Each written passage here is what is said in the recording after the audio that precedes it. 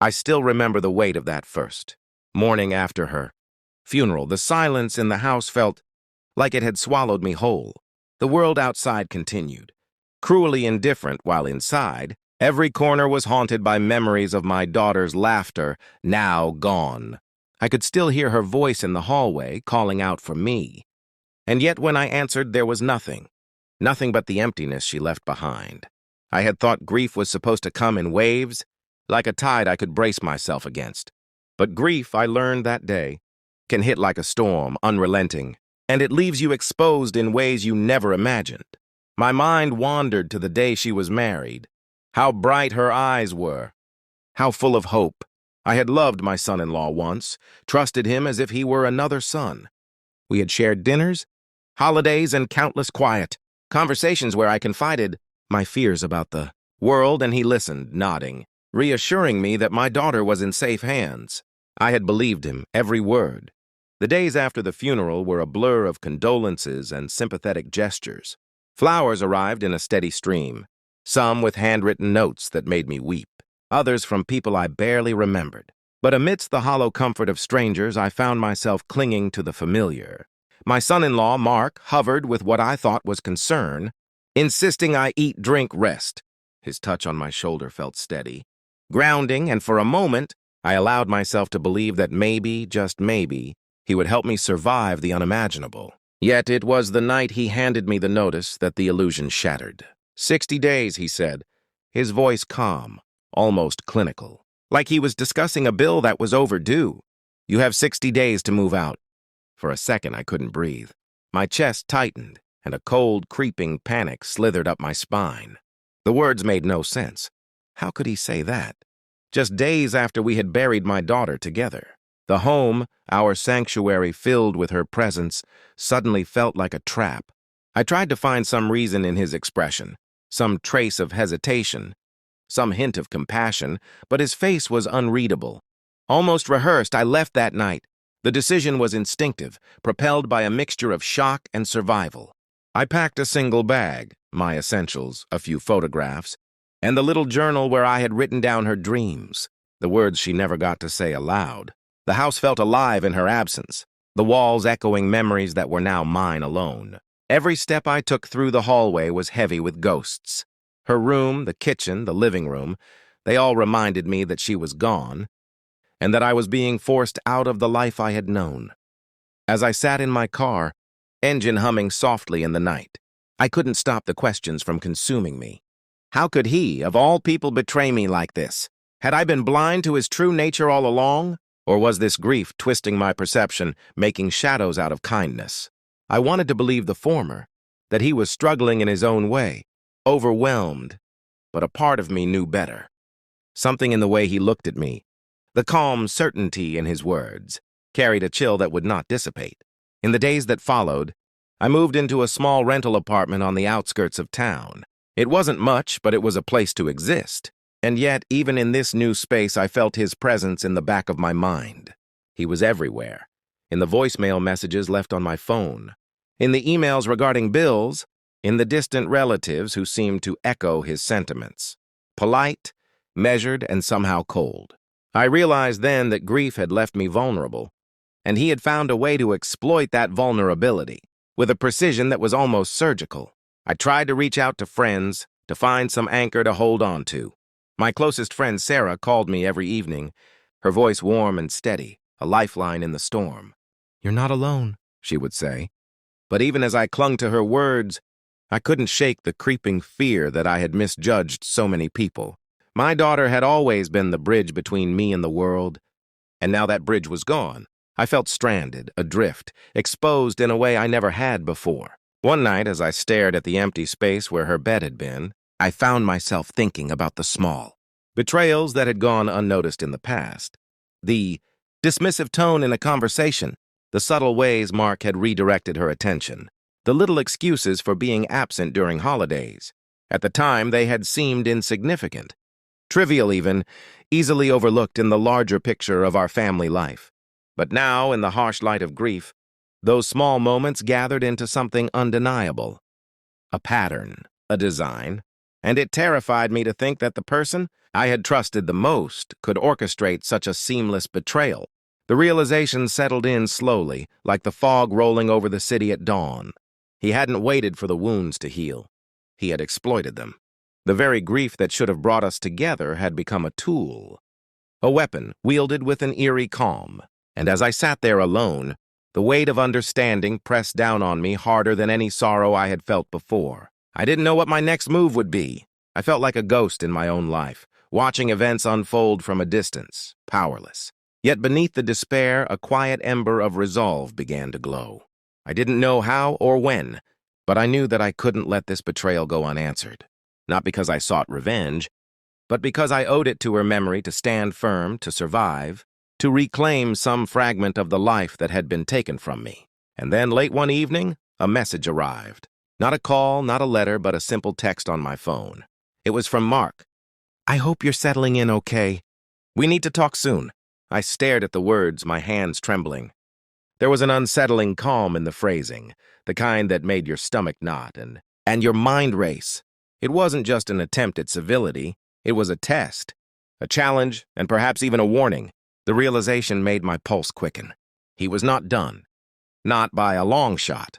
I didn't respond immediately. I sat there, the glow of the phone screen illuminating the room, listening to the quiet hum of the city outside. Somewhere deep inside, I knew that when I finally did confront him, nothing would ever be the same. And yet, I also knew that the real betrayal, the one that would change, everything was still waiting. That night, as I lay on the unfamiliar bed, I couldn't sleep. The memory of her smile, the echo of her laughter, and the chilling calm in his message replayed endlessly in my mind.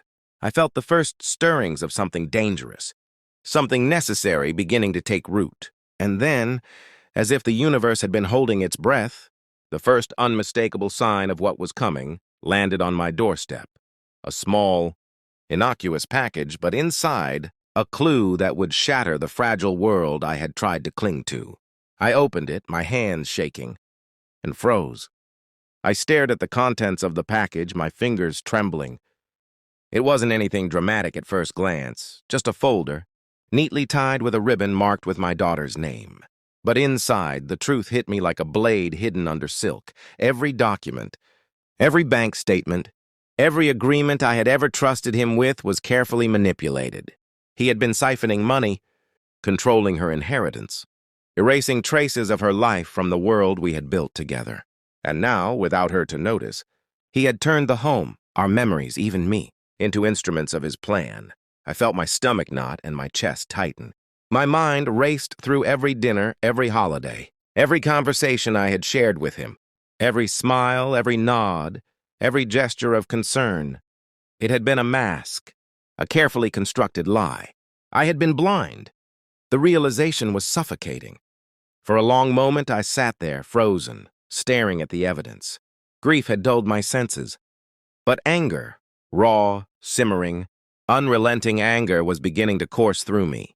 The house I had called home, the daughter I had loved with every fiber of my being, the life I had known, all of it had been infiltrated by someone I had trusted more than anyone. I knew then that leaving had been the only choice I had left. Staying would have been more than dangerous. It would have been a surrender. And as much as the grief weighed on me, as much as my heart ached for the daughter I had lost, I also knew that survival meant watching, waiting, and planning. I couldn't confront him yet, not with him knowing how much I had uncovered. The next day, I moved carefully through my new apartment, pretending to rebuild a semblance of normalcy. Every call I made, every visit I allowed, every message I sent, it was deliberate, measured, a facade of calm. But underneath, I was piecing together everything he had hidden. I scrutinized the documents over and over, tracing every transaction, every manipulated signature. Each discovery fueled a cold determination inside me that I had never known I could possess. It wasn't just betrayal. It was a pattern of control, meticulously disguised as concern, and it terrified me to realize that he had assumed I would crumble under grief, that he had counted on me being too broken to fight back. But grief had not destroyed me, it had sharpened me, made me see the world in clearer lines, exposed the predators hiding behind smiles and words of comfort. A few nights later, I received another message. It was short, almost casual. "Can we meet? I think we can find a solution." I knew better than to respond immediately. This wasn't a peace offering, it was a test. Another move in a game I hadn't fully understood until now. I stared at the screen long after the message had appeared, feeling a mix of revulsion and clarity. The man I had once trusted as a son was now a stranger, someone whose kindness had been weaponized, whose intimacy had been a trap. I spent the following days in quiet observation. Friends who had once seemed neutral now offered small hints of what I had already suspected, offhand remarks, glances that lingered too long, messages passed indirectly through relatives. Every clue added weight to the realization that he had not acted alone.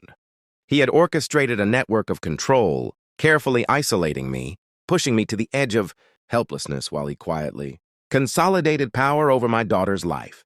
And then came the final unmistakable proof of his intent. I received a call from the estate lawyer, a voice I barely recognized on the other end. They had discovered that several critical documents were missing, replaced with forged versions signed by him.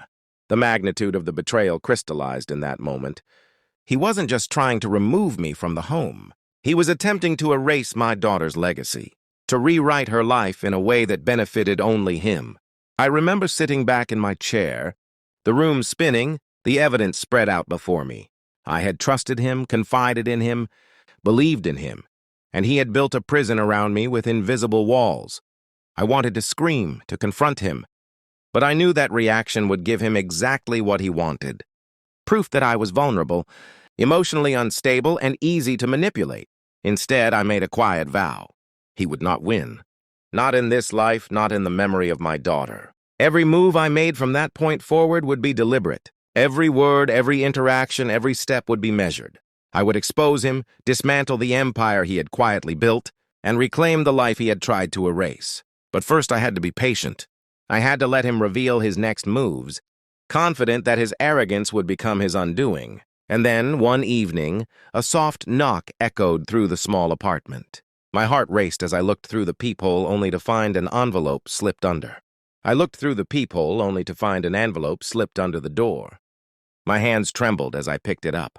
There was no name, no return address, only a single line written in familiar handwriting. Some truths are easier to understand in person. "Come to the old house tomorrow at noon." I froze. My pulse pounded. Every instinct screamed that it was a trap, yet I couldn't ignore it. This was him, daring me to step back into the world he had controlled so easily. It was a challenge, an assertion of dominance, and yet I realized that I was ready.